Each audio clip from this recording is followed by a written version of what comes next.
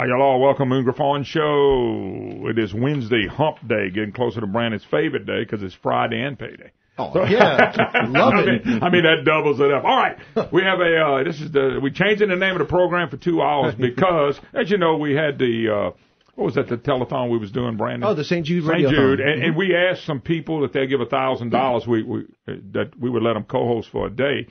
And there was 3 people that were, really great about doing it. We do appreciate it, and the money went to good cause. Well, today it's the Moon and Gus show. And I'm not talking about the Walt Disney movie Gus the donkey. I'm talking about the real man, Gus Rantz, who, by the way, is a lot bigger man than me. Anyway, Gus, good to see you, man. I didn't realize you let other people come on here for $1,000. That's not what you told me. Well, what we did was, Gus, I'm a businessman. 1,000 is St. Jude and 1,000 of me. That's right. No, thanks for having me on, Moon. I really appreciate it. Yeah, that's how we work here. I bet somebody's going, that sounds about right with Griffon. No, that's not about right. The man donated the money. We were thankful. We got a gentleman that owns Dino's that's going to join us. We got to get in touch with him. And then I got to go to Monroe. I'm going to Monroe April 6th. We'll have our other, I'll call him winner. You coming on with me? How much of a winner is that? That's a heck of a trophy. Yeah, how'd you like that on your trophy? I was on the Moon Griffon show. Who? Who the hell is he? Anyway, Rance, I do appreciate it. We're going to talk about topics and bring stuff up. Of course, phone calls on the Hickson Hazard Hotline, 844-766-6607. Hickson Hazard Hotline. I know you've been following the session. Of course. And, and I told you this, Rance, when you came in. I've been following this for 25 years, really following it as I got into the radio business. I was really following it a little bit before that. And what's amazing is, same scenario, every single time. We don't have enough money. They don't come to the taxpayers, who, by the way, don't want to lose any more money out their pockets. Is it not amazing to you as you watch this, the same thing? We're broke. We only can cut a certain amount of budget. Just your thoughts. Well, that's a great point. I'm not nearly as old as you are, so I haven't been dealing with it quite as long. But by the way, you're fired. I'm gonna personally give you $1,000 back to you. No, go ahead, bro. No, but you're right. We and it's not just here in our state. It's at the local levels. It's at the federal levels. We always act as if we're surprised that we're limited on what we can cut. I don't understand how for 20-something years we've been surprised. I read an interesting article by the new head of the GOP, Gervich Lewis, a good man. I never met him. I've met him, very smart guy. I'm excited about the direction he's going to bring. And he brought up a point that I wasn't aware of, that he said the governor has the ability to cut those statutorily dedicated funds by 5% annually. And I don't know if that's accurate or not. It is accurate. Very much true. How come we don't talk about that for 25 years? By the way, Blake Miguez brought that up to Jay Dar, and he kind of went around it. Right now, if he cut that, it's $135 to $150 million. On top of the Trump tax cuts? That would put us at $450. Right. Okay, so you take the $950 and bring it down $450. You had $500 million right now. Oil and gas is going to bring in some more revenue, probably $100. Now you had 400. You see, that's what's not being talked about because the press doesn't. Well, it doesn't fit the narrative. The narrative is emotion. The narrative is we are so smart and you are so dumb, and we're so in charge of your morality compass. And let me tell you some emotional arguments. Right? There's no talk of leadership, no talk of actually doing anything. I'm going to use myself as an example, throw myself on the sword.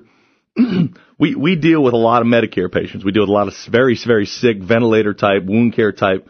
Medicare, a lot of them are on Medicare just by the nature of their age. And every so often, because of political winds of change, massive shifts change in our business. I'm talking, we'll lose 30% of our revenue in an 18-month period. We'll have to adjust that quickly. Which, by the way, is tough if you're in business. It's incredible. Tough, dude. That's incredible. And look, and it negatively affects me, my family, my employees. A few short years ago, we had almost 2,000 employees. Now we have 1,000. That's not because I sat there wringing my hands and complaining that I needed more money. It's because we had to make incredibly difficult decisions. Why didn't you keep the 2,000 and just come up with a way to get some more money? You understand? I'm being government now. I got to keep my 2,000. I got to come up with more money. You made a great example of what they won't do that you had to. And that was my talk on Monday. Tell me where to cut. I'm mandated. I bet you mandate. I know personally you mandated big time. But you're mandated a lot in your business, too. Of course. Of things you have to do and things you have to pay for, correct? The wants are endless. Healthcare is not unique in that the desire is limitless. We would all love to have x-rays of everything and MRIs of everything, but there is a cost associated with it. I hate when people talk about, well, what's the cost of a human life? Well, that's not a fair question, because it costs something. Everything costs something in life.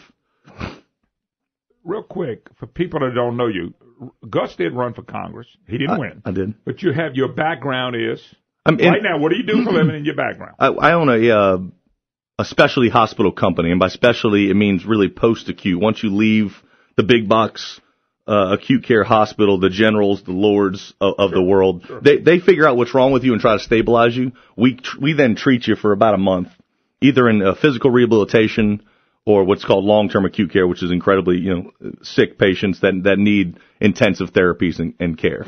So we deal with the sickest patients in the country. But you have a background in the medical, right? And you know how up and down it is. Oh, without question. I mean, you feel it. You went from 2,000 to 1,000, but you adjusted accordingly. State government's not adjusting accordingly, and you're right. The emotional. If you go look, and Brandon, by the way, Brandon, I have this because I wanted. If Gus Rantz didn't hit a chance to listen to this, that I saw it today on KATC, but now I've picked up other audio videos around the state of closing hospitals. We did a partnership years ago. I didn't think we should have did a partnership. It was one of the things that really, just my opinion, that we weren't that bad in. We had extra money with insurance for our employees, state employees, but this is just the medical part of it. And so we did this partnership. And the worst thing we did, and I remember David Vitter, Senator Vitter, and John Kennedy, and telling Bobby Jindal, don't open a 500-bed facility in New Orleans. We don't need it. We don't need it. It cost $1 billion plus to do it. And then, Rance, and you said this earlier, that's the easy part, come up with $1 billion to build it. It's maintaining it and spending money to facilitate that and to keep it in business. There's your difficult part. Yeah, the building doesn't treat a single patient. The building doesn't cure a single ill. It's an ongoing massive expense. The building has really lost money. It's sunk money. Oh, no, it's like building lakes and reservoirs and golf courses. I know. You go build them. That's easy. But maintain them and make money, that's very hard. The number one reason we had some financial issues last year was because we got building heavy. I can speak from a very, very much experience on that. And when you get building heavy and times get tough, you got to make major changes. Well, that one of the things they were talking about is these partnerships now say, well, we're going to close the hospitals if we don't get the funding. Well, hold up. If y'all took it and it's privately run now, what is the state doing? But really, instead of us paying it ourselves, now we're paying a company to run it, and the company can't operate unless we give them money. Think about that concept. We actually had a charity system that had some flaws, no question about it, but was somewhat innovative in the country. It's one of the things in Louisiana that we did better than a lot of states. Now, it had grown largesse, no question about it. Let me throw this at you. The problem with it was that we didn't bring it up to a 21st century model. In other words, one of the biggest problems with our healthcare system and the charity hospital system, as I understand it, is we got people going to emergency rooms with fever. The most expensive place you can go. I think you agree with that. If you don't, I want you to tell me why not. So we should have done what a lot of these other states did. They had walk-in clinics. Walk-in clinics for all these people were a lot cheaper than sending them to the emergency room. Any of that stuff we could have brought into the 21st century, Rance, would have helped us. But instead, we go to this private partner, and I want people to understand, because they'll say, well, we cut our employment down from 100,000 state workers to 66,000. Well, part of that is because of the big medical facilities. They work in that and not counted as state employees. But if we're funding the contracts and we're funding the salaries, we're still, I don't care how you look at it, we're still paying it. We're using Enron accounting is what we're doing. Absolutely. We're shifting money around. Brandon, you got this piece? It is ready to go. I just want you to listen to, I think, Brandon, what is it, about 2 minutes? 3 minutes. Okay, let's do this. Rance, think about it. We'll take a break. I want you to come back and comment on it. Here we go. Gus Rantz, my special guest today. Hi, hello. Welcome back. Moon Griffon Show. Like I say, Moon and Gus today. Anyway, Gus Rantz, business owner in the great state of Louisiana. Also a great background in healthcare and dealing with that. And we've seen him, Gus, panic about healthcare. I've read, I saw a deal in our area today. One of the local hospitals saying, if you don't fund us, then we just out of the contract July 1st. We said when they did the partnership that if you don't fund them properly, they're going to walk away. I predict they're going to walk away one day. Because in Florida, we tried all this, and the state of Florida has all their health care back under them. I just think they're going to end up walking away because we can't properly fund things like that and we're proving it. Well, we had a wonderful relationship at one time with the nursing schools, the med schools, and the charity system. It worked in a way that a private enterprise sometimes can't. I'll admit that. But it had grown largesse, as all government programs do. Trying to just all of a sudden put a private moniker on it isn't going to make it efficient, and it's not going to make it work better. Well, we also said don't build the one in New Orleans. They were not filling up all the beds in New Orleans. They weren't even close, and they built one anyway. Bobby Jindal said, no, this is the right thing to do. Yeah, those are pet projects, obviously. It was no doubt about it. Then the hard part is funding it. All right, here we go. I want you to listen to this. In case you missed it, I bet you didn't, but here we go. Budget crisis may be top of mind at the start of this year's legislative session, but lawmakers understand they have much more business to take care of. That's right. Some private healthcare systems are threatening to walk away from state hospitals if money problems are not solved. At the same time, some lawmakers are taking steps to arm school teachers. We begin today's coverage of this year's legislative session with Sabrina Wilson and the state's budget crisis. When you cut funding, you cut services that many people in this state rely upon. A day after Governor John Bel Edwards said that, his Republican Commissioner of Administration told state lawmakers private companies operating the state's hospitals are making threats. Yesterday, I got a letter from University Medical Center, the new hospital in New Orleans.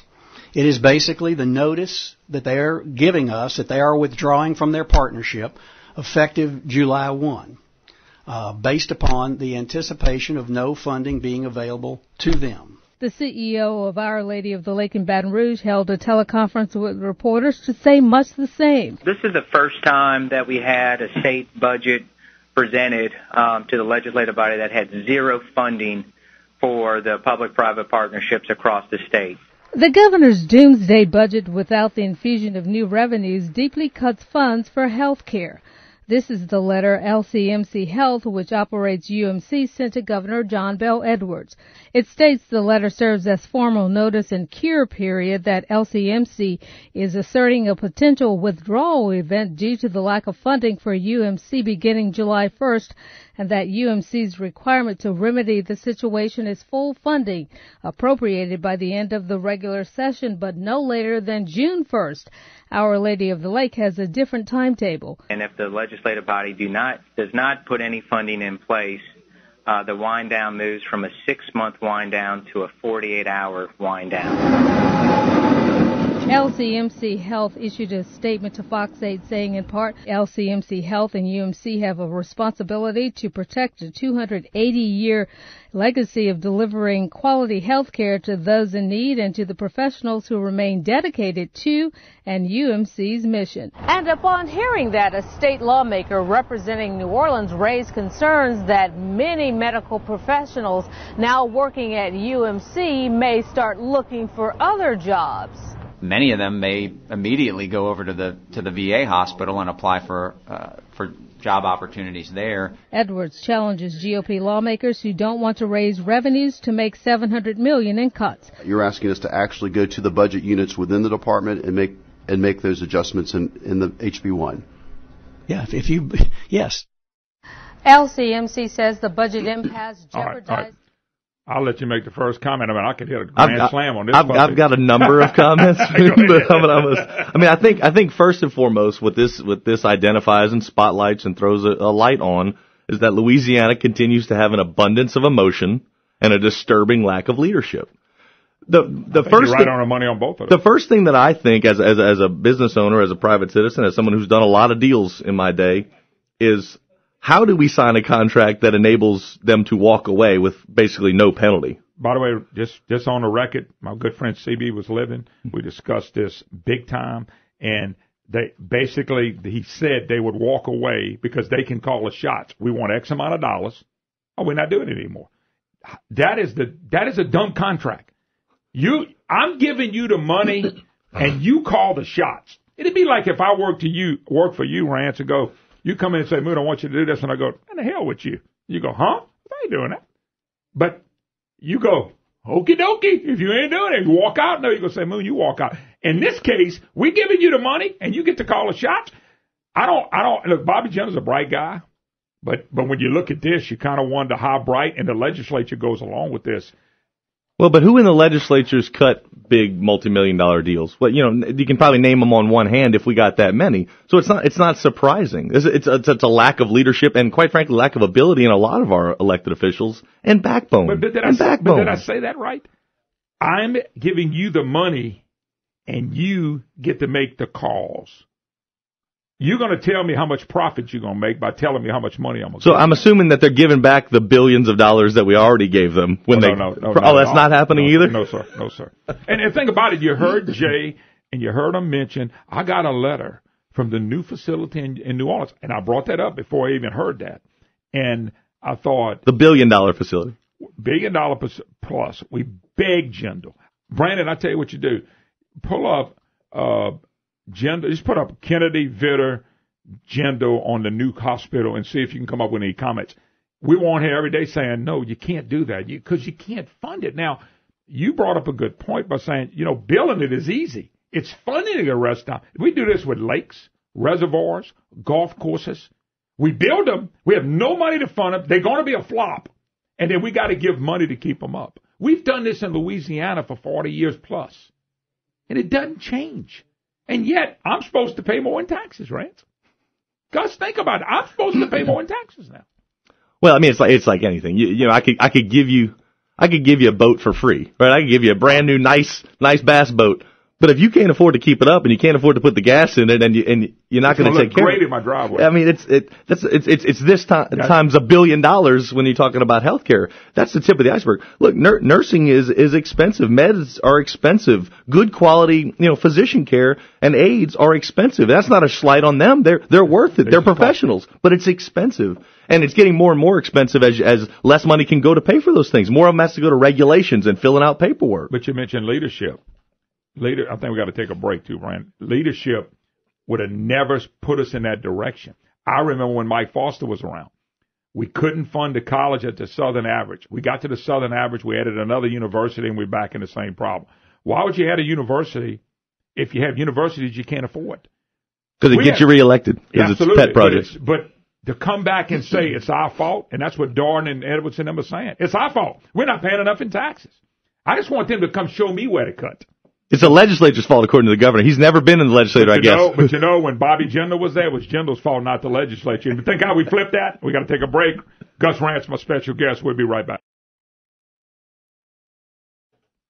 All right, hello. Welcome back. The Moon and Gus show is on air right now. Gus Rantz, nice enough to give to a great cause in St. Jude, and he's one of our 3 hosts that we'll have just sometime during the course of the deal. If you want to be part of the program, I'm glad to take phone calls. We even got a headset for him.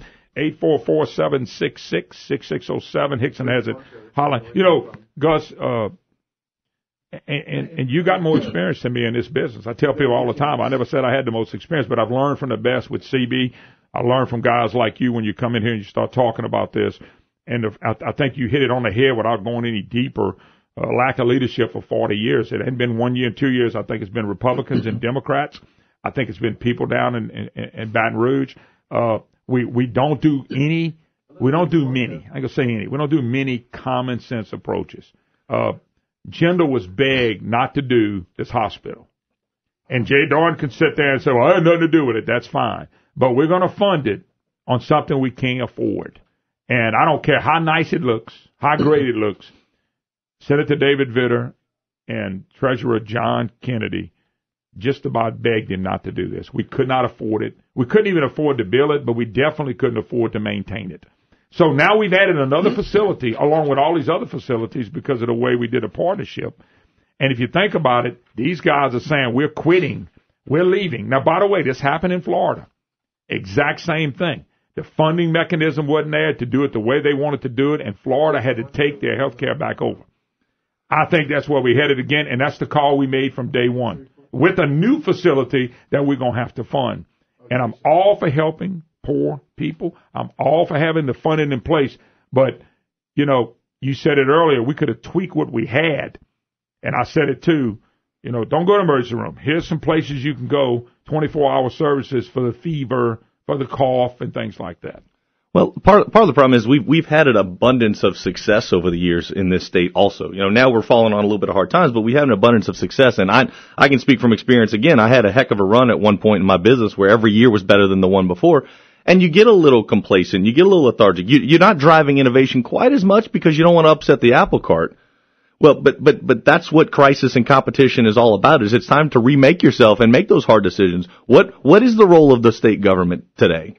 Is it charity? Because I don't think that's the full functional role of government. I don't think charity is the prime objective. I think we should all, as human beings with moral character, care about that. But we have a lot of charitable organizations. Let's let them do their job, and let's get back to doing what we're supposed to do. Because if everybody had a job, do we need to even worry about charity care anymore? I think we forget sometimes that if we could get everyone working, get everyone employed, get them to stay in Louisiana, the need for government goes dramatically down.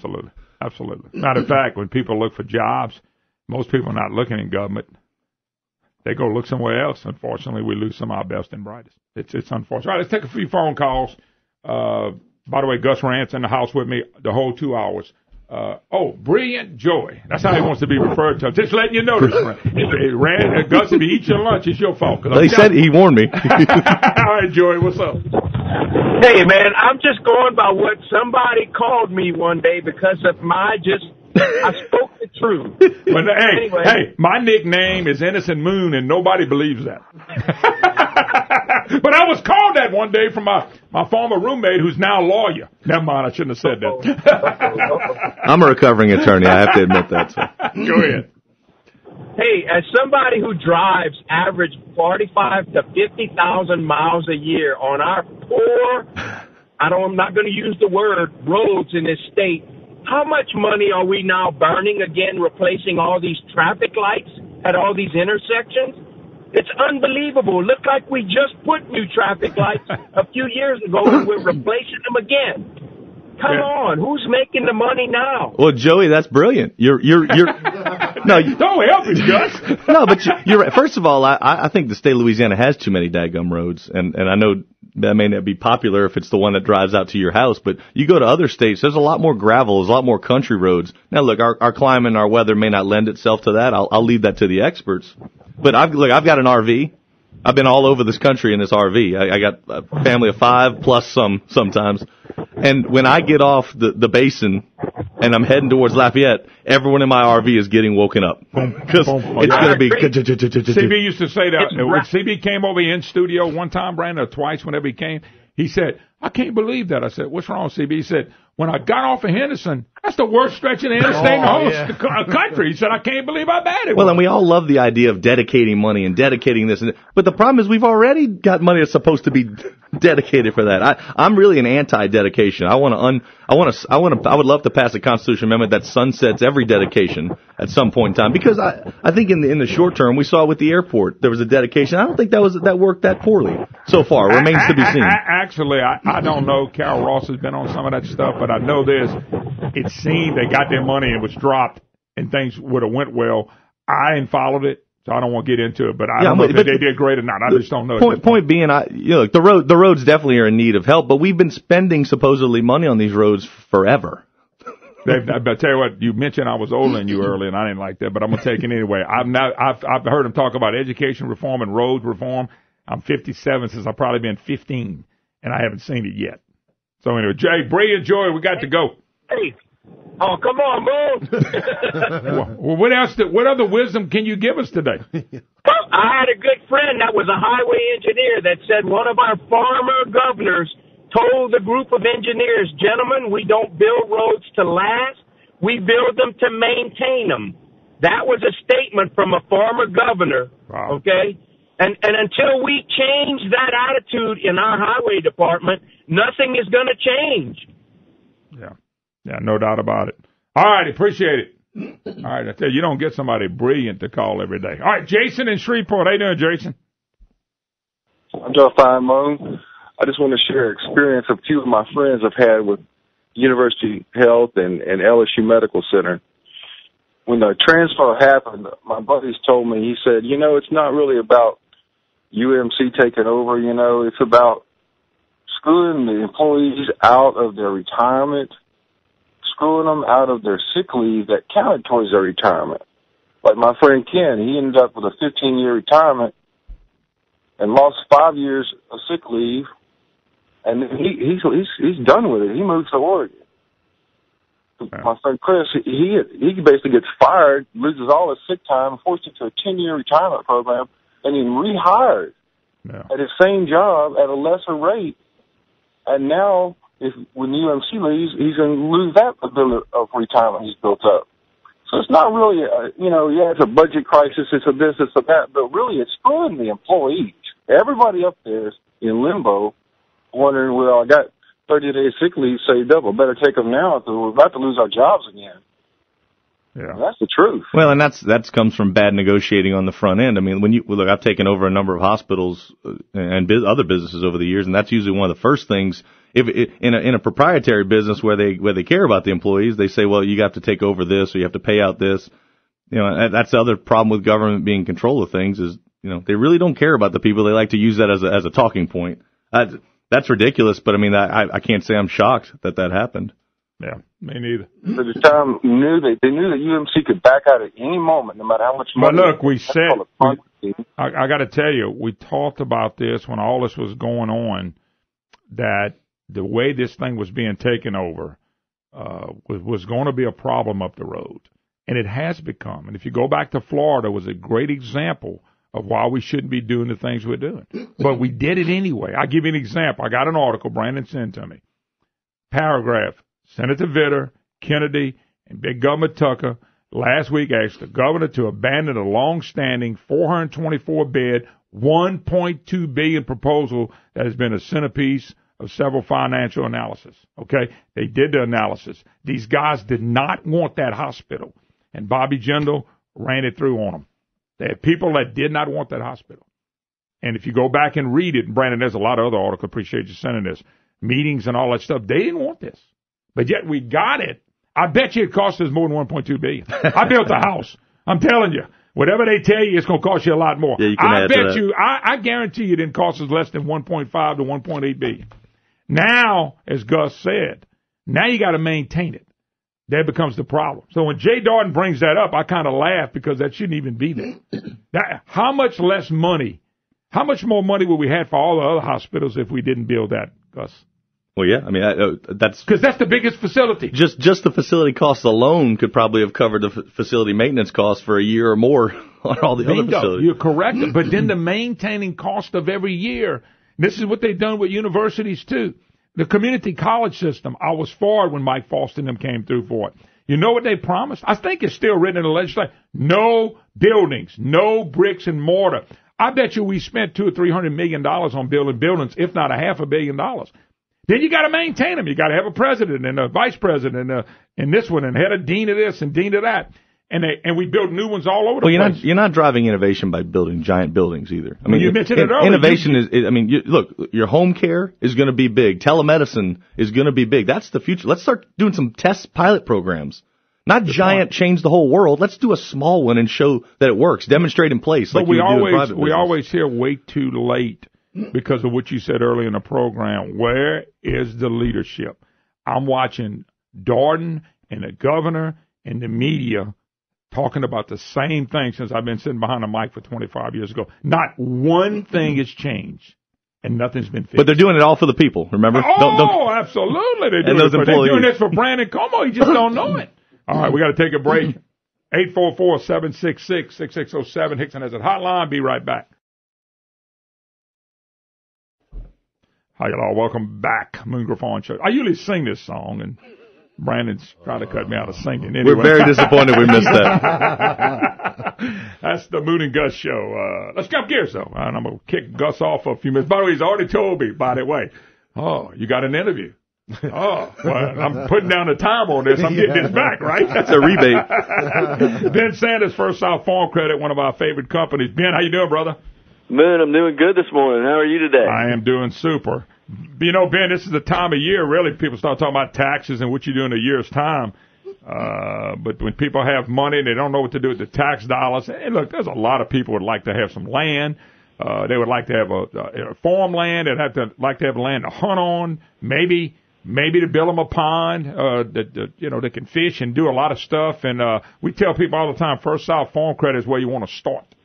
Yeah, and Moon, it's that time of year. The weather's starting to warm up a little bit. People are getting outside. It's a big weekend this weekend for us because we've got the Louisiana Sportsman Boat and Outdoor Show. And I know you've been to that event. That's a huge event in Gonzales. It's at Lamar Dixon. That's the largest outdoor show in Louisiana. They've got hunting equipment, fishing equipment, ATVs, tractors, like more boats than you can shake a stick at. It's a really cool event. I know you've been to it before. Actually, I'm glad you reminded me because we're supposed to play baseball this weekend. Big chance of rain, and if it rains, I will get a chance to come Saturday to it. And if it rains and it's supposed to really rain, I will be there. I'm gonna come by the booth because I'm pretty sure I'm gonna get a chance to come by. Yeah, that's a really cool event for us. We have a booth there. It's a great opportunity for us to talk to some of our members that go to it, and then hopefully get a chance to talk to some potential new members.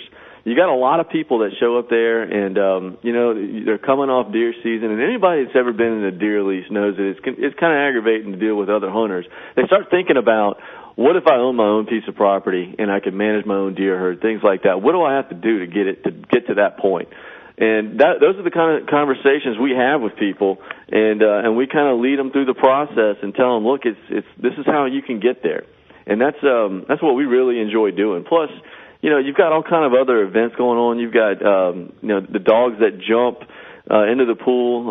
They've got that contest. They've got a big buck contest that Quality Deer Management Association puts on. You get to see, all the biggest deer killed in the previous hunting season. It's just a really cool event. Well, really family friendly too. You should bring the kids. Absolutely, absolutely. But the good thing is your booth will be there, so all the people that have heard us talk about you guys that are interested in looking at something, Ben, they need to stop by. This is where I got to meet a bunch of your staff several times at several of these events that I was able to go to, boat shows and things of that nature, outdoor stuff. And I encourage people to come by, talk to y'all, ask the questions that need to be asked, and y'all going to try to answer every one of them. Yeah, no, it's something we enjoy doing. We get to talk to a ton of people that have questions on just how they go about buying that piece of property, and we can help you out with finding it. And we've got relationships with realtors that'll also be there. But really, it's just about asking, like, what do you want that property for? What's your goals for it? And then getting into the part of what kind of investment goals do you have with that property. So there's a lot of things that go into it, but that's what we're here for. We're here to talk to people about getting to that point where they can have their own piece of the country. Well, no doubt about it. All right, how can people get in touch with you, Ben? And y'all got great locations all over the state, so you're really pretty close to everybody. How to get in touch with you? What's the best way to learn more about First South Farm Credit? Well, the easiest way is just going to go online. You can go to firstsouthland.com. And we'll have all the information on the company there, and you can look at our locations, or you can call our 800 number, 800-955-1722. Now, Moon, I know that's an 800 number, but look, when you call, that's going to put you right in touch with the local office with where you're at. So you're going to be talking to somebody that's really close to your area. So, again, that number is 800-955-1722, and the website is firstsouthland.com. Yeah, no doubt about it. I'm glad you mentioned that. You won't be talking to somebody in Egypt or Indonesia. That's right. You'll be talking to a Louisiana citizen and preferably somebody in your area. Ben Sanders, First South Farm Credit. Hey, Ben, good luck. Louisiana Sportsman's the big show is happening this weekend. And people, by the way, is that a Friday through Sunday event? It's actually it starts Thursday afternoon. Okay. Does it go through Thursday Sunday? Through Sunday. Okay, that's right. Great. Well, people can go on the website and check that out. That's a fun event. Yeah, it's going to be a good time. All righty, Ben Sanders. Thank you, Ben. Thanks, man. All right. By the way, thank you. Appreciate it. Gus Rantz has been looking at his watch. How long did we go? and time. How long did we go? Hey, great example of the legislature not fixing things. This is the kind of bills that come out. This is Senate Bill 150. Allows illegals to easier obtain voter status through an automatic registration process via the driver's license registration renewal picture ID card forms without proof of citizenship. The new form will replace the present law's separate process of filing deputy registration. Anyway, you get the drift. How you like that? Now, we got financial problems, so now the best thing we're going to do is let people. By the way, this is going all over the country. They're trying to get this. Now, I want you to look at this committee, too, Lance. Look, Senate Government Affairs Committee, Karen Carter-Peterson, she'll vote for it. Wesley Bishop, he'll vote for it. Troy Carter will vote for it. Big Lake Cannon may look at it. John Paul Morrell will vote for it. Greg Tarver will vote for it. So 1, 2, 3, 4, 5 out of 1, 2, 3, 4, 5, 6, 7, 8, 9. They got 5 votes going into this committee. That's why John Alario put this in his committee, because it's going to get out the committee and go to the full Senate. Now, I'm not going to say Walsworth and Raza won't vote for it. Fannin, because of the district he's in. Big Lake might even vote for us this time, and Jack Donahue won't. I like how you saw the name and you called him Big Lake. I never met him, but I call him Big Lake Fannin. You did that to me. By the way, the reason I call it that, he's speaking one day, and they calling these lakes and reservoirs that, by the way, the government, me and you pay for them. They calling it economic development. There's no jobs on any of these lakes. So they bill them, and by the way, the lawmakers make the money. Francis Thompson and his family made a killing. So he's in the middle of the speech. He's talking about this lake. He says, I don't care what Moon Griffon says. Lakes are economic development. So people in the meeting, I'm starting to get text. Man, Big Lake just ripped on you, baby. So they started telling me. So I decided, you know what? I just named him Big Lake. Look, 1, 2, 3, 4, 5 lakes probably are economic development. But I mean, I can't say that every lake is going to be an economic driver. I'll be honest with you. Toledo Bend, in a way, other than that, I can't see why the taxpayers take money for a lake, build it, and go show me how it brings money. And the only thing it will bring in is property taxes to the local government, because if you build a house, you're going to pay property taxes. Not if you're a non-for-profit. But I forgot about that. I didn't think about that. Anyway, it's an amazing thing to watch. But going back on the medical, I mean, I know there's some answers to it. I know. I do other things too, Moon. We can talk about all kinds of. Oh no, I'm a Renaissance man, buddy. I know, and we're willing to. You got a whole another hour plus. Oh, good Lord! 5 or 6 minutes after between 11 and 11:30. I'm gonna give you. I ain't gonna be here, but I'll give it to you. Anyway, Gus, having a lot of fun talking about state issues. We will get back a lot more to cover, including these topics. Constitutional Convention. I'll make the statement, while we don't need one unless it's limited, you may want to make the deal. I think we need one. Here's why. And the only reason I'm throwing it on you, I'm having lawmakers say, I could vote for it. I'm going to tell you why they shouldn't do it with the current governor, the current co-governor, and John Alario there. And I can tell you the problem with it and why. We're going to talk about, and TOPS. I know you want to. Good, the easy ones. I already got you out of the medical profession, man. So we'll do, and plus we'll take a few phone calls. All right, Moon and Gus show. We'll be back right after this. Hi, hello, welcome back, Moon Griffon Show. Great to have you with us. Gus Rantz, my special guest. He was kind enough to give a $1,000 donation to just an awesome charity in St. Jude. And when they were doing the radiothon, we had 3 people that actually donated $1,000, and we said if they would, we'd give them an opportunity to come host the whole program. And Gus is taking advantage of this. Plus, I gave him 5 minutes another day, according to him. I promise you, he looked at his watch several times and said, this dude's timing me. I got to tell you, social media is abuzz with the Gus and Moon show. So how many of them want me fired? Anyway, great to have you with us. You got a lot of knowledge and things. You follow a lot of things. I do want to – there's a big push for a constitutional convention. And my good friend C.B. Vigas, who I'll say trained me well, he didn't want it. I agree with him. It depends on who's going to call it, what the call is, who's going to get to attend. You can have a constitutional convention that's only people in the public. You can have a constitutional convention basically with just the legislature. Now, that would we already have that. We already have that. My point being is that's probably where they headed at, and I will say it again with Bell Edwards and Doran as co-governor, John Alario and those guys still hanging around. It's not the time. I think let's have a governor's election, and if people want to put Bell Edwards back in, this is my opinion, not yours, then fine, let him call it. I personally, I think he's a one-term governor. I think the next governor can do it. But here's my big problem with calling it. I think undedicating all the dedications is a good idea. Then we won't have to hear the whining and crying and all the stuff that we go through every year. But there's a couple that bother me. Number one is losing, in my opinion, we're going to lose term limits. I'm not as big a term limit guy as you think, but I'm telling you they want to get rid of that. And number two, and this is the big one, I'm telling y'all this is the one that ought to scare people. They want to get rid of the 2/3 vote to pass taxes and fees. And that, to me, is the biggest thing they want to get to. Think about it. Democrats got 40-something House members. They got some very weak liberal leftist Nancy Pelosi, Julie Stokes types that drive shot one. I hate raising taxes. The dude raised every tax that come by. And those two, but especially the one I just mentioned, Gus, I'm telling you, if they can get everything undedicated and they can get where they can raise taxes on the back of the people with just a majority vote, I'm telling y'all, there's no telling what they're going to take from us. And that's why it worries me. I don't even want to have one at all.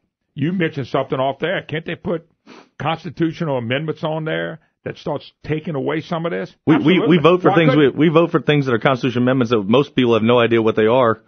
Every election cycle. Yeah. So why can't we fix a few things that are important? Look, the Constitutional Convention idea, I'll be honest with you, off the cuff, I'm in favor of it. We haven't done it since 74. I get excited about it because I think we have way too many constitutional amendments in our Constitution. It's not a Constitution if it changes all the time, right? I think. Well, that's why the big boy Constitution, the one that supposed to live under the United States, the left says it's a breathing, living document. We change it all the time, and it's not.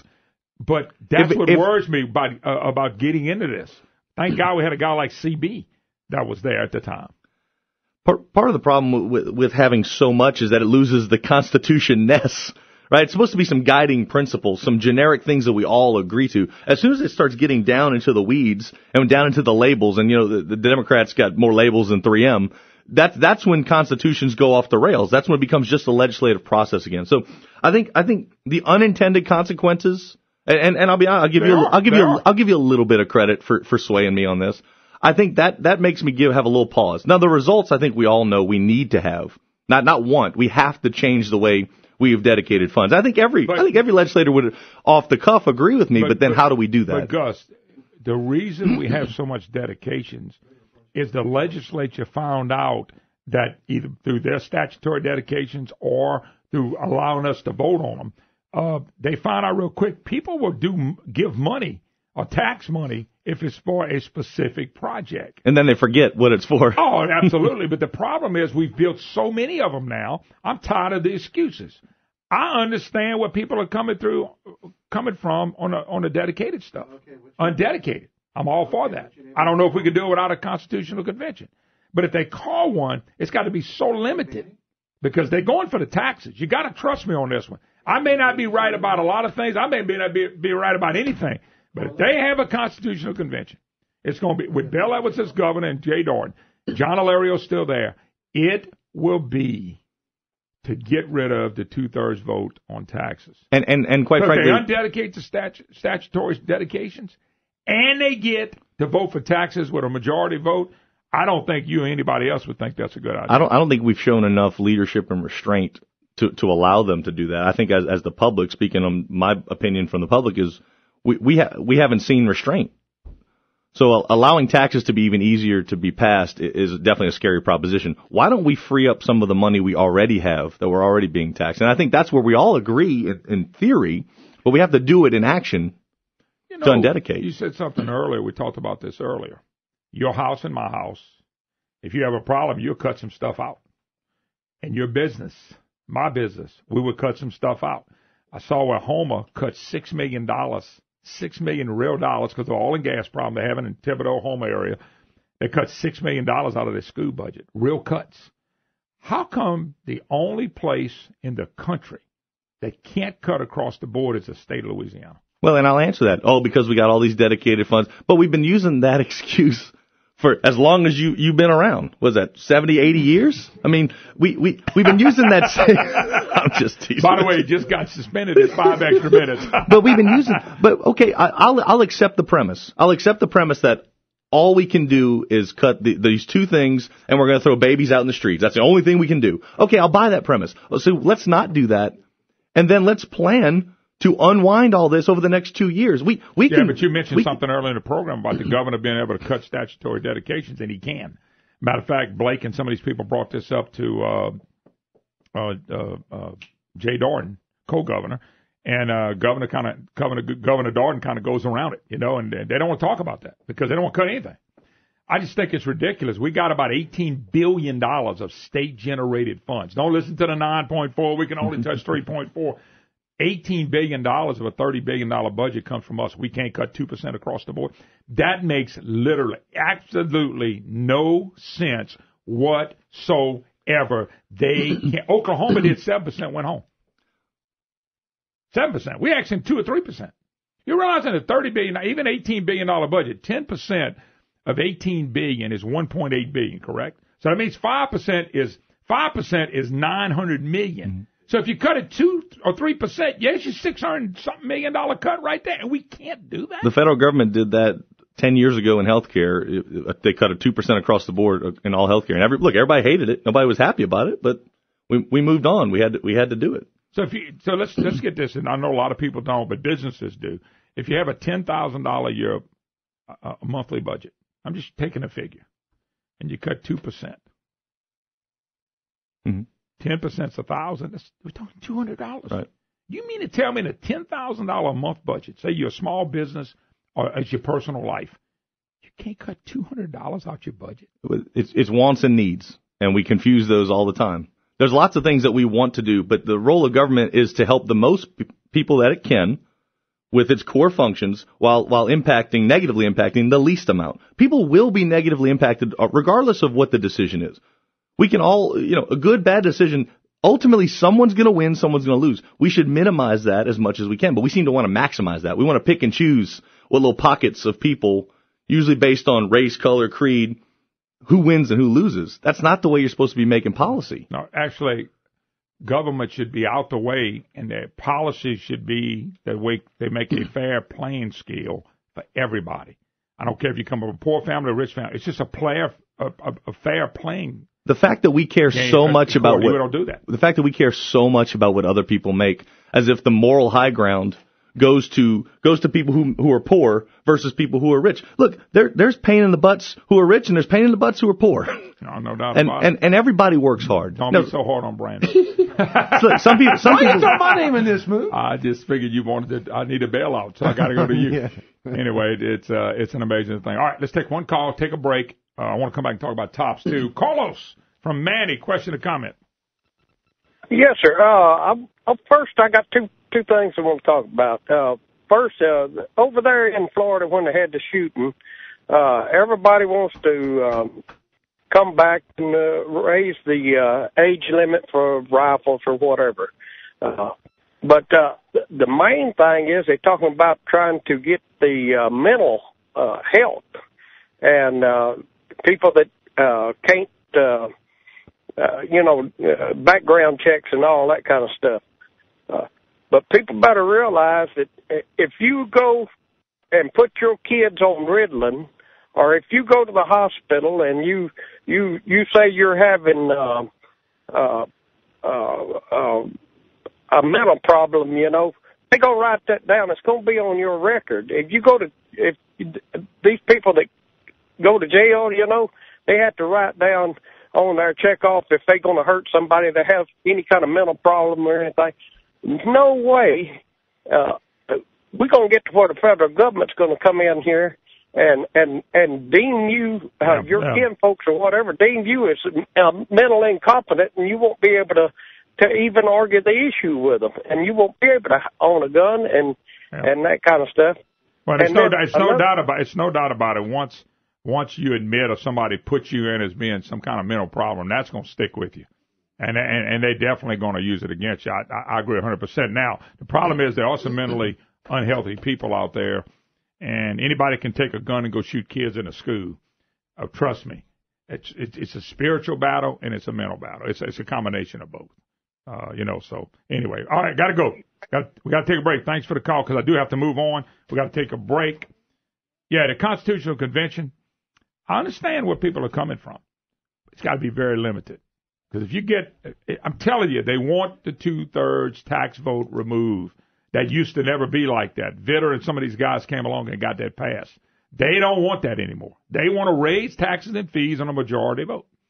That's why I don't want them to go to Constitution Convention. Well, unfortunately, too many people on both sides of the aisle now look at taxes as a way out for their pet projects. Absolutely. All right. Gus Rantz, my special guest. Be right back. More to come, including the tops. Hi, hello. Welcome back. Moon Griffon Show. Great to have you with us. 844-766-6607. Hickson has a hotline. Gus Rantz, my special guest, and Gus is a business guy right here in the Lafayette area, and been watching this and been involved in this. Actually ran for office one time, and we're talking about Constitutional Convention. Jump gears with you a little bit. By the way, the only thing I'll say on it again is what we talked about, is that I don't think you have it with this governor. If they really want to do it, they wait to see who the next governor is. I understand bits and pieces of what they want to do, but I'm telling you what the goal is going to be, and I won't be wrong on this. I've been wrong before. I will not be wrong on this.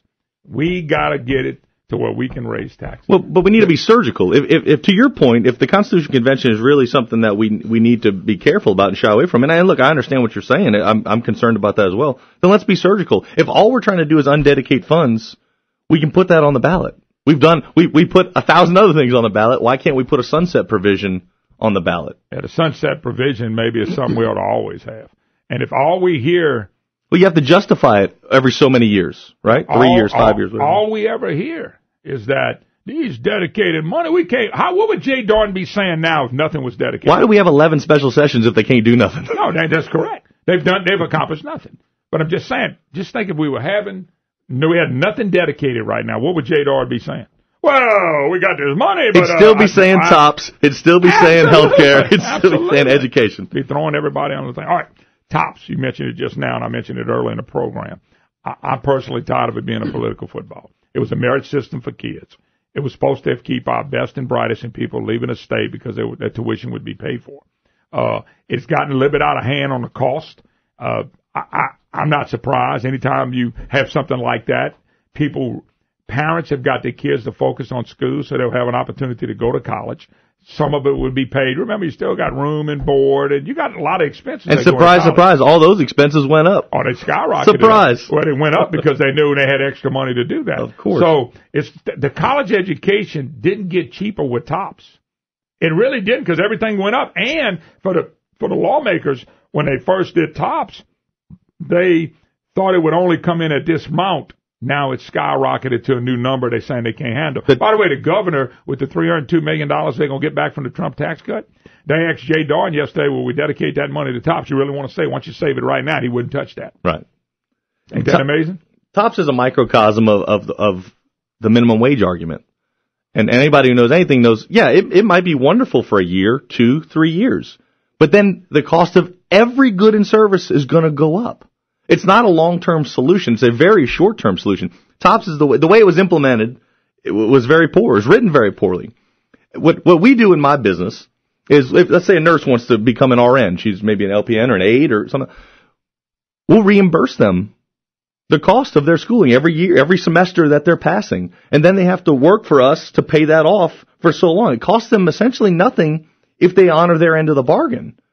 But if they don't, they owe us the money back. I mean, that's rule number one when you're giving out money, is have strings attached. I'm sorry, the government's not a charity. It's our hard-earned money, so you have to have strings attached. I think that's foolish that we didn't write that way. And I think you've had a lot of callers, and you've talked about this ad nauseum, but the fact is, if you leave in Louisiana, then that wasn't a good investment for us to put you in TOPS. But let me throw this at you, because I had this argument yesterday. And I know what you're talking about. I think people that start in TOPS and they go a semester, 2 years, and flunk out, they ought to pay every penny back. But I don't want to limit, and I think this is where you're going, because I heard a lot of people say this. They're saying, okay, we give you TOPS, you got to stick around for 4 or 5 years. That's not fair to the kid. Let me tell you why. Now, let's go back how it was written. You said it wasn't written fairly. If it had been written up front like that and people wanted to take it. Oh, I'm not saying you can't pull the rug out from them now. I mean, that's a little different. Okay, but if you really go back and say, okay, this is supposed to be a merit system. This was never supposed to be about race, color, any of that. It was supposed to be kids earn it, they can get it. Period. Now, all of government's supposed to be that way. I know, but now think about this, Gus. Now we're going to put a fence around the state of Louisiana and tell young kids, now you owe us some of your time back. But if we have no jobs, and we don't have the growing and the great paying jobs, you're going to make a kid stay here for 4 years at $35,000 a year when he could have went to Dallas at 80? That's the part that bothers me. You meet your sweetheart. We can certainly do a sliding scale. I mean, look, there's somewhere in the middle between saying you can just leave whenever you want and you have to stay. I agree. I hear what you're saying. Telling people that you're stuck here. My God, that sounds depressing. But we'll talk about it some more when we get back. All right, Gus Rantz, my special guest. Tops is the subject, and you're welcome to call. We'll be right back.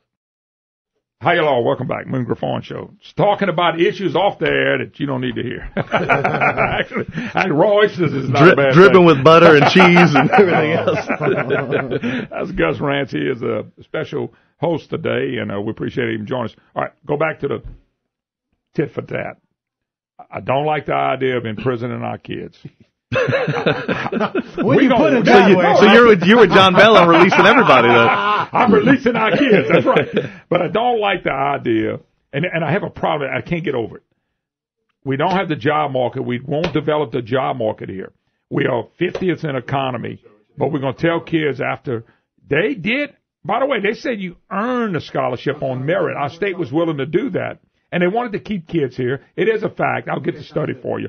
That wherever you go to school, normally you stay in that state, in that region. Not all. That's not 100%. I went to a number of schools, so it wasn't true for me. I know, but it has happened. So, but no, you're right. But what I'm saying is, that's the point that eats my lunch to say, okay, Gus, you meet the girl of your dreams in college, and Dad owns this big factory, and you're already in that. He wants to hire you for $130,000 a year, but you can't go because you got to stay here and make $40,000 in Louisiana.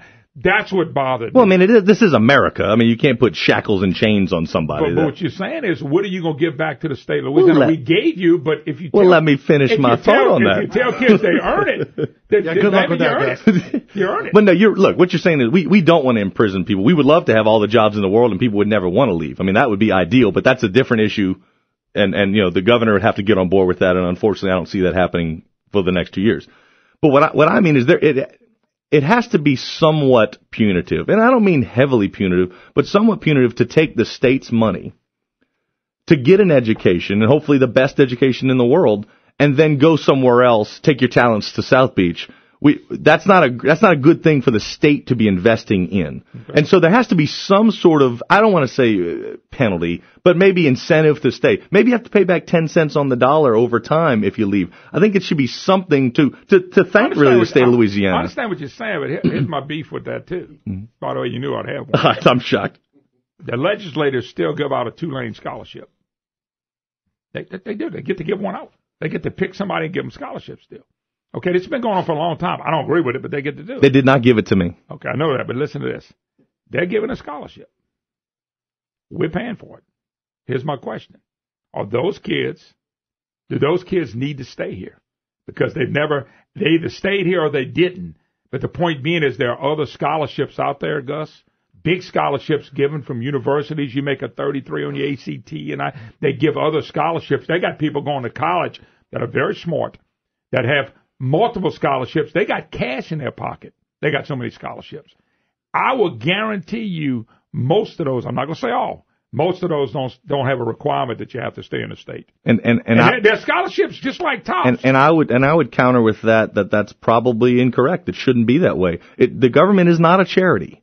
We're supposed to get value. All citizens are supposed to get value, and I would argue that by keeping the best and brightest in the state, all citizens are getting that value. They can't. Somebody that's really smart, you got to give them the opportunity to go be the best they can be when they come out. Completely agree. And if they stand in Louisiana for something a lot less, eventually they're going to lose. They're not going to stay for a lot. They're not going to stay for a lot less. The ones we're leaving are our best and brightest.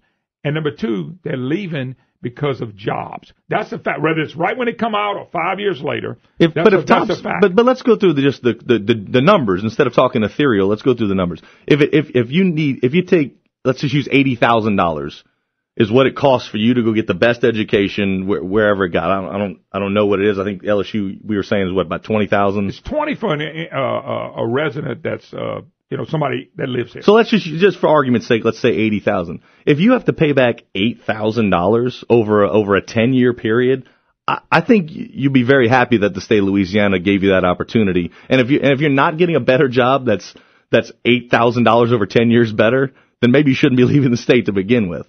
So I don't think that's asking too much for giving our hard-earned dollars to somebody. And look, I want to reward kids. I was very blessed. I took advantage of federal grants and everything when I went to law school, and thank God I did, because I couldn't have afforded otherwise. But I'm also paying it back every month.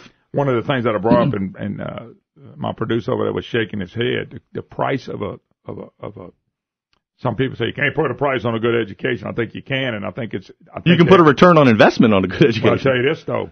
You might be right, but I know this. The cost of it is getting so high, it's going to get out of reach for a lot of people. But there again, just like we talked about in healthcare with telemedicine and home health and new modalities, education's the same way. The big box store of education may not need to exist for everybody. Votech, we've got some great community college right here in Lafayette. It doesn't, but that's been part of our problem. We keep going over this all the time. Online education is changing the world. So then why should everybody, not everybody will go, everybody run up and go to the higher ed and it costs you $20,000, $30,000, $40,000, $50,000 a year?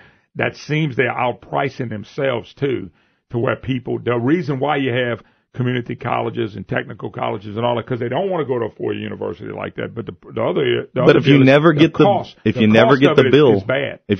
the bill, Moon, you don't care what you order, right? I mean, if you can go to Ruth's Chris and it costs you the same amount as driving through McDonald's, well, then go to Ruth's Chris. Well, I know, but what I'm saying is, if you look at the debt that people are driving up for education and for a cost of education, you got to wonder if it's the return on investment. It absolutely is not, because we're not teaching valuable skills anymore. We got 1,000 English majors. Well, that doesn't buy you a lot of jobs, unfortunately. No, that's what I'm saying. So you spend $85,000, $100,000 in debt to get a $40,000 a year job. You're gonna be a while paying that back. I think they're overpricing themselves for what we're getting. I really do, because most of the people, you're gonna agree with this, reading, writing, and arithmetic, unless you specialize, nurse, doctor, something like that, where you have to go through a little bit more educational process to get there, it gets too expensive. How many people know how to balance a checkbook? How many people know how to lease an apartment when they come out of college? A lot of these kids don't even have those basic skills. So you could definitely argue that the curriculum has gotten a little overly broad. Yeah.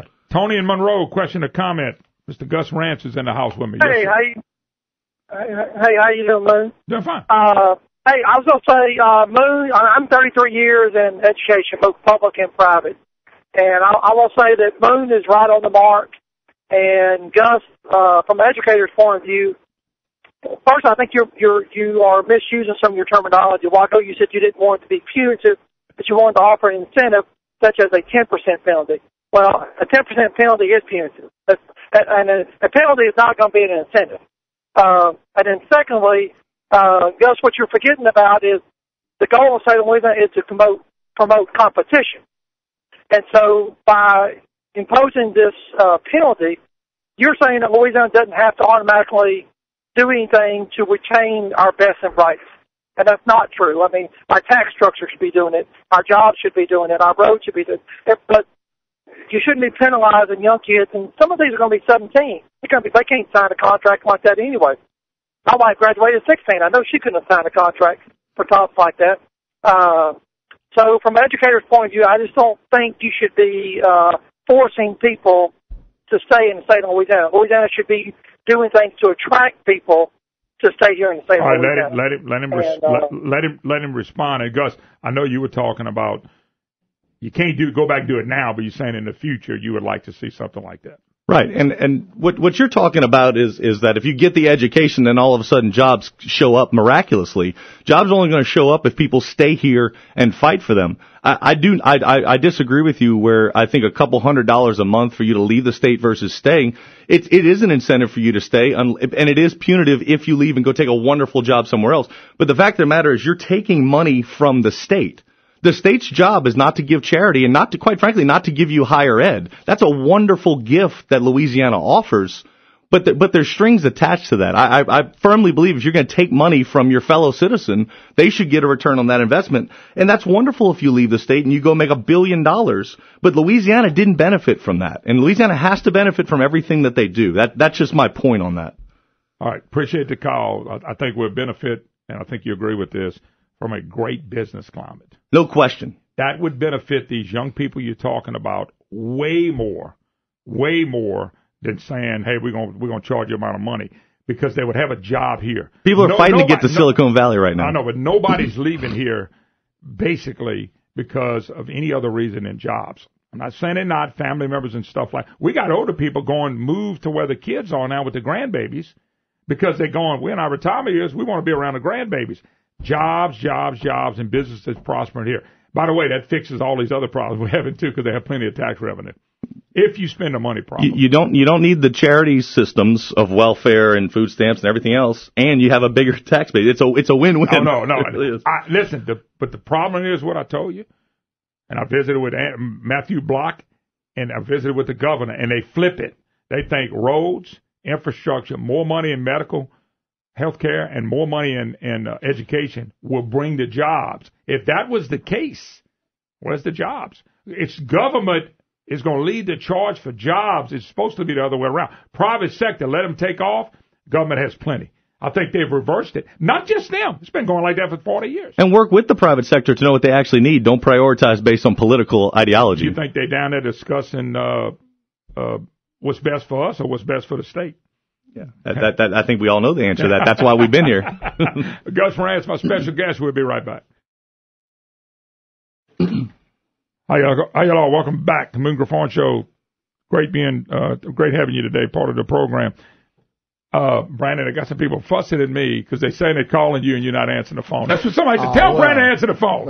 It's the eve of Friday Eve, and he's already taken off. Man. That's right. It got hump day, and I'm getting chewed out because of Brandon. By the way, let me mention one other thing. My good friend, Olivier Custom Rods and Tackle. By the way, I bought rods from him and tackle. They make some of the best baits that you can buy. They're right here in Lafayette, Louisiana, and they make a great custom rod. Olivier and the gang, they do such a wonderful job. And so if you want to get in touch with them about building a rod, they build jigs for people that saltwater fish. And I'm telling you, I laid this in the hands of Captain Norman. He loves their jigs, and Captain Norman fishes just about every day. So you need to check them out. It's real easy. Go to OCRCustomTackle.com. OCRCustomTackle.com. Also, here's the number. It's a 337 area code, 233-6341, 233-6341. And people that like to fish tournaments starting on Thursday, every other week, he's going to have the King of Henderson tournament series. They have them every other Thursday. You qualify to fish the 2-day tournament in August. I will be fishing it, Brandon, me and my brother, but they're having it at the Basin Landing, 5:30 till dark, and I know that thing is high. So anyway, be careful out there, but you need to give them a call, fish this. It's going to be a lot of fun. All right, what you wanted to say? You expected me to say something? Well, you had that look. Oh, but look, we talking about fishing. I'm gonna throw in my quick fishing story. And I caught a giant fish, of course, like everybody did. No, I love if I can get out there offshore fishing, tuna fishing. And it's funny you brought up the jig. I caught a tuna out there at one of the rigs, and I'd be lying if I told you which one. They got so dang many. But I caught a big old tuna. I'm 130, 140 pounds. That's a big one. And I've caught them before. And it was a fly fish jig.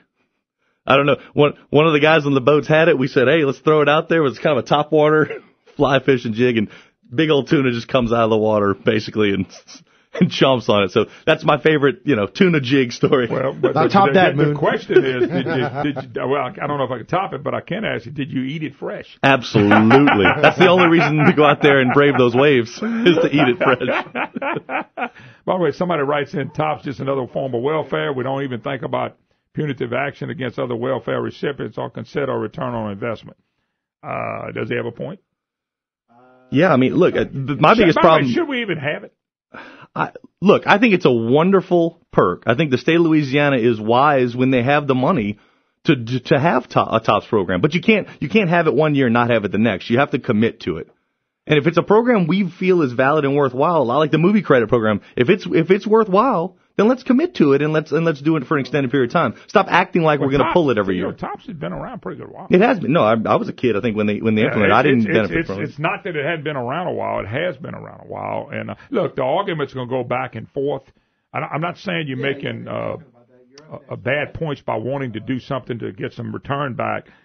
And I know you understand my point. God, I'm a young man. I got a great future. I got a great job. And all of a sudden, hell, I got to stay here. Let me go see what I want to do. Well, but I think there's some middle ground there. I think there's some middle ground. I think if you don't fix the job climate here, all this is moot. Yeah. I mean, but maybe we should maybe you got a point. Let's really put that Donald Trump fence. Let's fence Louisiana. All right. Now you're going crazy. No, I think there's some middle ground there. I really do. But look, let's to the emailer's point real quick about welfare. You can't blame people for taking advantage of a poorly drafted law and system. If the system penalizes you for going to work and truly penalizes you for going to work. I used to tell the story of my mom when she was a kid. She was a teenager, tried to get help from a government office. They told her if she didn't have a job at 16 years old, she had a baby. If she didn't have a job, they could help her more. Well, that's a horrible government policy, right? And I think too often times our charity gets in the way. Our morality gets in the way of making good policy. Sometimes we need to incentivize people. Let's help lift them up. It's no doubt. We got some moral issues we don't deal with. By the way, just off the record, I got a text from Craig Olivier. Mm-hmm. He says, tell Gus I have some tuna rods. I'll give him at a hell of a deal. All right. So there you go, brother. I'm interested. Go get you a deal at, by the way, he really makes some great rods. All right. By the way, Brandon, I know rods. Let's go, Mark in Lake Charles. Mark, go ahead, question or comment. Hey, brother. Thanks for taking my call. Yeah. A quick question. I tuned in late, but if I understood right, you were talking about recipients of TOPS having to give back time. My question is, do the state politicians who award scholarships to family or whoever, do they have to are they required to give back to the state in any kind of way? By the way, that's a good point. There's all kind of scholarships out there. You know that are awarded. I'm just telling you, the Tulane Scholarship Award still goes through legislators, and they get to offer a scholarship. They just can't do it to the family members because that's been abused. In other words, shocking! That's a shocking development. They can't do it to family members. No, I mean, I think your caller brings up kind of the point I was trying to make. If we're going to invest state dollars, then we should get some sort of return. Obviously, they can. If you get $100,000 worth of college and you can't repay that, that's we know that when we're investing in you. But there should be something there to make you kind of, if you don't use it, if you don't use what we gave you, we got to get a little something back. I think just as a return on investment. Well, so they do then. They do not at the moment. State politicians. No, they do. They do not. They do not do it. But the point he made on other scholarships that may be issued, we don't know what the deal is on those. Anyway, all right. Let's move on. Let's go to Willie in Lafayette. Willie, question or comment? I got a comment about TOPS. I talked to you yesterday, and I was the one that asked, if we expect anything out of our top recipients. But you brought up the point that it's a job culture. It's a problem with keeping jobs or bringing companies to the state. What kind of company is going to come to the state if we drain the pool of educated workers? Well, I mean, educated workers will stay if you got good jobs. And let's just be honest. The pool's being drained, folks. Right now. It's being drained because of jobs. That's it. If you really look at Louisiana. You can't have one without the other, Moon. I mean, I will agree with the caller here. You can't have a bunch of jobs and no qualified recipients, but they have to work hand in hand. But the jobs have to come. Businesses have to come. Businesses have to have an environment they can prosper. We don't have that.